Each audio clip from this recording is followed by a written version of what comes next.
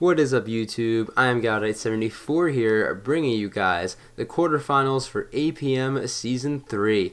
In our battle this week, we take on Yggdrasil, coach of the Drakkarmiens Sporting Club.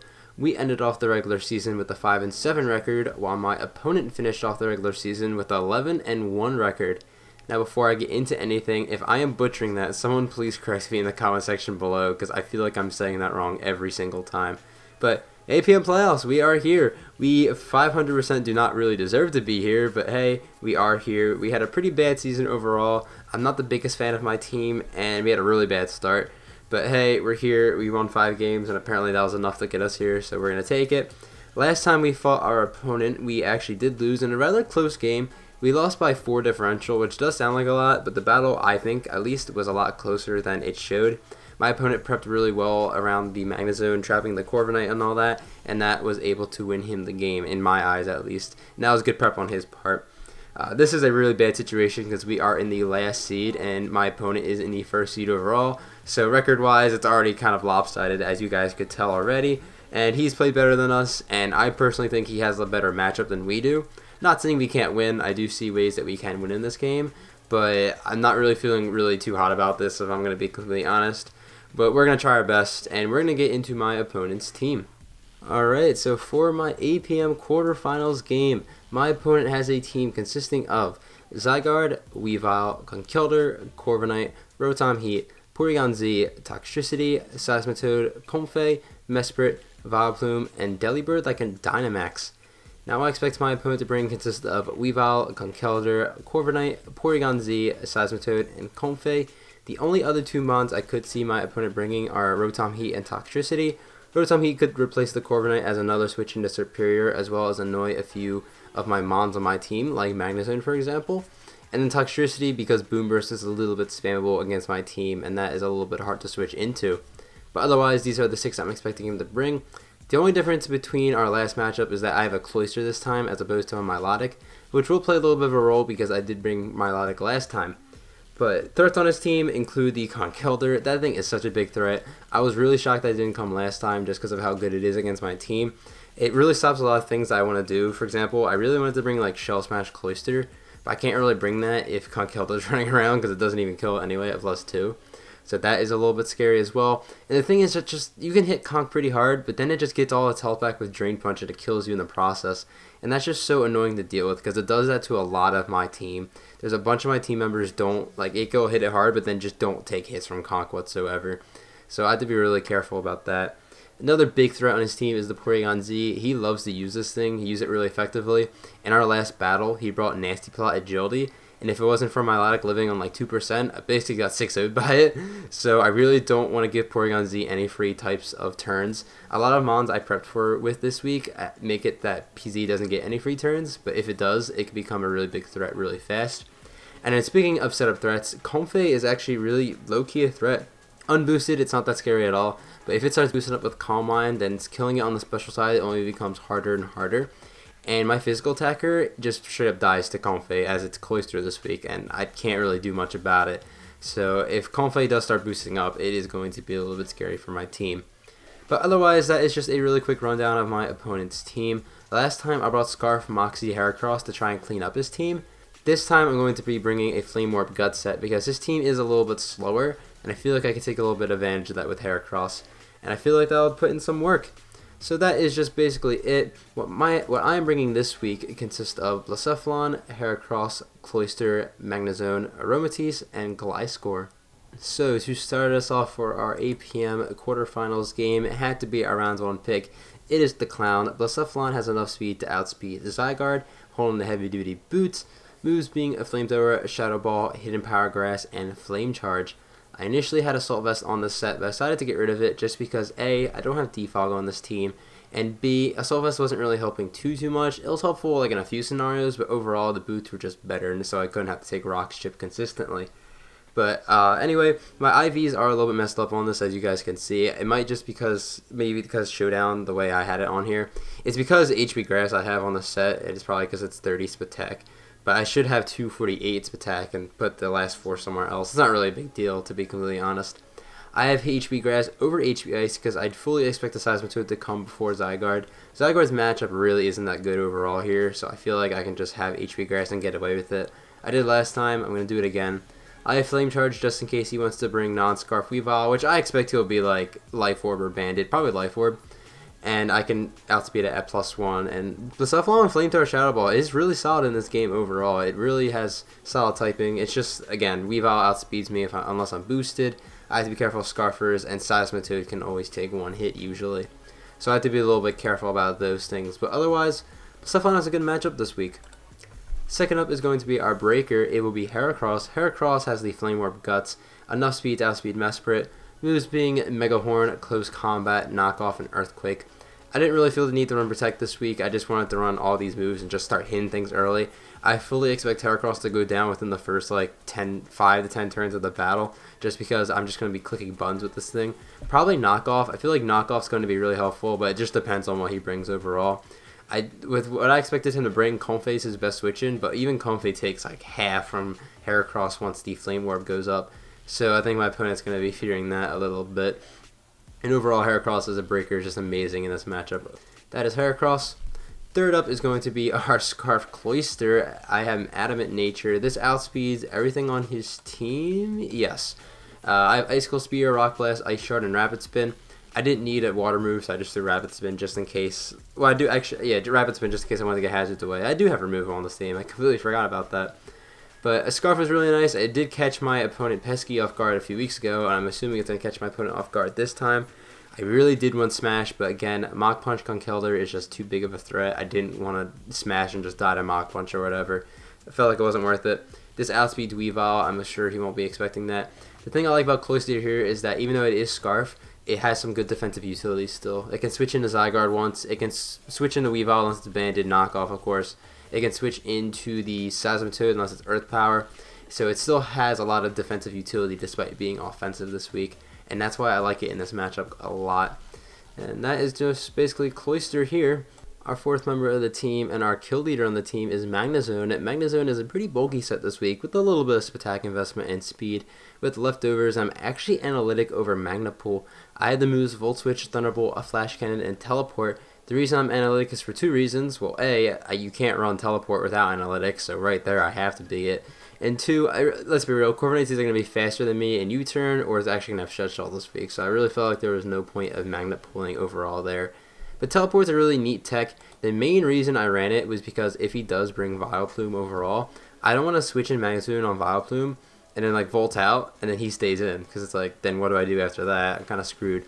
So my best solution to that was I'll take the hit, I can teleport and get a lot of offensive momentum because Vileplume, while it does good against my defense, it doesn't really like my offense too much, just like the PTL sort of. So I feel like teleport was really nice there, and that was the main reason I had it. It's the same scenario with a few other mons that are slower, but otherwise that was the main reason I decided to have teleport on the set. It was a nice little tech, and I wanted Analytic's not a bad ability in this matchup either. I am walled by Toad and Zygarde, so I have to be a little bit careful about that overall. But Magnezone, it's going to be nice. It's a really good switch into a lot of his team, like Comfey, Mesprit, Vileplume, Toxtricity, PZ to an extent otherwise, and Corviknight. So Magnezone definitely has its role in this game. Fifth up is going to be Aromatisse, a very physically bulky Aromatisse with a standard moveset of Moonblast, Toxic, Wish, Protect. I'm pretty sure this is the exact same set I ran last time. A lot of things do wall this thing on his team, like the Toxtricity, the Vileplume, the Corviknight, the Rotom Heat. But the things that don't wall it, I have a really good matchup for. Like, Aromatisse can 1v1 a Weavile, I can 1v1 a Conk, a Zygarde, Toad, sort of. If Toad has Toxic, maybe not, but at least like you can kind of trade each other. Aromatisse has some really solid matchups overall in this matchup, and Wish support was always nice for stuff like the Zone and the rest of my team as well. So I feel like it was nice and necessary for the team, and it's not as passive as stuff like the P2, because P2 kind of starts, like, lets my opponent set up a bit, while Aromatisse at least stops setup, because everything that Aromatisse is walled by doesn't really set up too much, except for maybe like Toxtricity or Rotom, but they're not really too scary, as opposed to the other setup threats on his team. So that is Aromatisse. And then finally we have Gliscor. This is a more Spadef Gliscor, some speed. Moves being a Stealth Rock, Earthquake, U-Turn, and Roost. U-Turn to keep up some momentum. Recently I've been using some more momentum and pivoting mons to get a lot of offensive pressure against my opponents. I've been enjoying that a lot, so I put U-Turn on this squad here. Earthquake just for general stab, and Stealth Rock. I want rocks on this team, to be honest. If I'm going to deal with rocks from Toad, I want rocks on their side of the field as well. Rocks do hurt my team a little bit more, but I'd rather still have rocks on their side, or at least force them to defog if they don't want them. And that is just Gliscor's job. Gliscor is not that important in this game. I just wanted rocks, to be honest. And that is Gliscor. And that is the squad this week. I'm really excited to use this Heracross and the Magnezone. I personally, again, I'm not really feeling great about the matchup, to be honest, but again, it's doable. We can win this game. We're going to head over to the Pokemon Showdown, and we're going to watch the battle. Alright, we are here on Pokemon Showdown. My opponent did not bring the Seismitoad. That was wild. He does not have rocks on his team, which is really good to see, honestly. Everything else I sort of predicted / saw coming, so I'm pretty happy about that. In regards to the lead, I'm going to lead off with Heracross. I did say I wanted to just break with it, so I'm just going to send it out and click buttons. It also stops the Conk and PZ lead, as Conk is going to be the lead of choice. I'm just going to knock off turn 1 to knock off the Flame Orb off Conk, as Corviknight comes out and takes a solid chunk from knockoff. This is like max HP with a little bit of defense. It's not max or anything. He is not in range of close combat yet, though. He's close, but not quite there. So I'm going to go on the Magnezone as he just U-turns out, and this is going to give him Conk for free. So this is looking a little bit scary. But fortunately for me, actually, this Conk is not Flame Orb, and that is fantastic. Conk without Flame Orb is a lot less scary than like the AV set, which AV is still a threat, but not as certain as Flame Orb. I go out hard in a Heracross, knowing I could live a hit as he just knocks off my Flame Orb. That's fine. I'm just going to click knockoff again. If he wants to go Corviknight, he'll be in range of CC. If he goes into anything else, he'll get nuked, as Vileplume took half from that. And I'm just going to click Mega Horn and actually claim a kill. So by turn 5, Heracross has knocked off Corviknight's leftovers and killed Vileplume. That is fantastic. Weavile comes out here. I was really debating about saving this thing for a long time, but I decided just to sack the Heracross in the end. I feel like it did a lot of work, and I can still deal with the Conk, knowing that it is only not Flame Orb. I make a ballsy play here. I got on the Blacephalon, right? I'm actually going to double out in the Aromatisse. I just want to see if this thing is choice locked, as assuming it is since they didn't show Life Orb, as they go on the Conk, so I get a nice momentum there, and I can just fire off a Moonblast. But that tells me that Weavile is probably choice locked, probably like Banded or Scarfed. I'm not sure yet, but it's most likely one of those things. So I'm going to keep that in the back of my mind as I go out in the Magnezone here on the Corviknight as they just roost up. Because Vileplume is gone, Magnezone is a lot more free in this game, as I can freely Volt Switch here. As now Conk comes out, Conk takes a decent amount there. That could be like offensive AV, because like it could have been AV, but like it would have been a high roll maybe. I'm not sure, but this time he switches into PZ instead of Corviknight, which is great because it gives me a lot of damage on PZ, and they get us attack drop. That might have mattered, so I do apologize for that. I'm just going to continuously spam Moonblast. Corviknight is not a threat to my team whatsoever, as I can just go out into Magnezone. This time I'm going on the Gliscor though, because I do want rocks on the field. And if I can force like maybe Corviknight to defog a little bit later, it'll give Magnezone some nice leeway, as again, since Vileplume is gone, Volt Switch and Thunderbolt are a lot more free.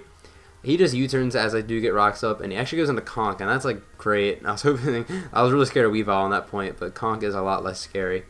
As here I can just U-turn out and go out into the Aromatisse, as Aromatisse isn't really a good switch into the Conk, especially because it's not like a Flame Orb or anything. As I just knock off my leftovers, it does nothing. And I can continuously pressure anything with Moonblast. If Corviknight wants to come in, I can get aggressive with Magnezone and all that stuff. So that's what it happens. Corviknight comes out again. It's a little bit of a cycle, but I'm actually surprisingly in a winning position right now with the cycle that we're currently in. But that Weavile and PZ are still looking a little bit scary. He is going to U-turn, so he is faster than me. I am analytic in that Magnapole. I forgot to mention if you skip the Teambuilder. As fortunately, he does sack off the PZ here, which is fantastic. This thing is no longer a threat in the back of my mind. And now, as you're going to see here, the Weavile comes out, right? Gliscor has no purpose in this game anymore, so I'm just going to go out and sack that, right, and see what this thing locks into, assuming it's choiced. As he goes for knockoff, and that is hella banded. That is banded Weavile. So looking back earlier at turn 7, if he stayed in, clicked Icicle Crash on my Aromatisse, it would have done like almost half damage, and that would have been a huge turn in this game. As fortunately, that's not what happened. I'm going to save my Gliscor as a sack later. I know Aromatisse can take 2 knockoffs, But instead of this, I'm actually going to make a really aggressive double here and go out into the Magnezone, because there's no way, Weavile's the win con, right? He's not going to stay in and knock off on Aromatisse that could easily Moonblast and knock him out. And Magnezone can basically beat the Corviknight and the Comfey. So I thought this was a really good idea, and it worked out. And now I can just kill this Corviknight here, which is fantastic. And now I'm in a really good spot because that play worked out. If he knocked off on the Magnezone, I could have just lost the game on the spot. Comfey comes out. I should live this HP ground. I always do, as if it's, unless it's Specs, which it's Life Orb, so I should live that every time. As I Flash Cannon and knock out the Comfey. If he did Calm Mind there, that could have been a little bit scary, but he would have always been low anyway, so it wouldn't have been that bad at this point.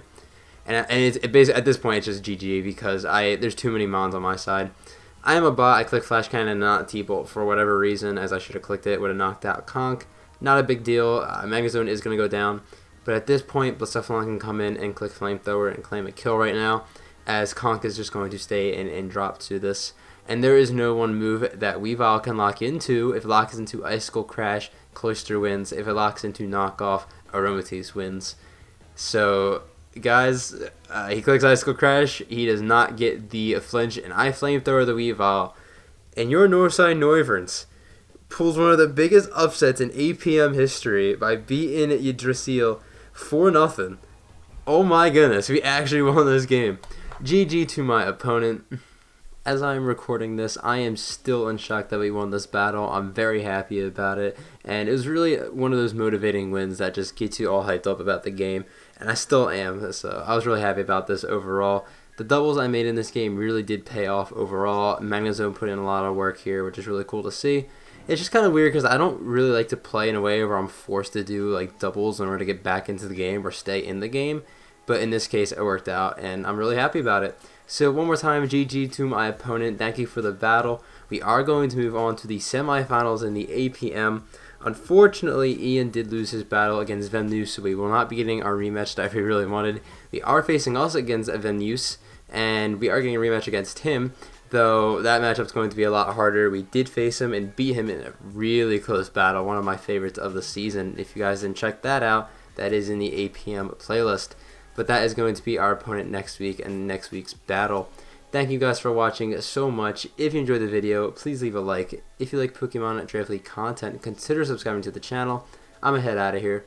Have a fantastic day, YouTube.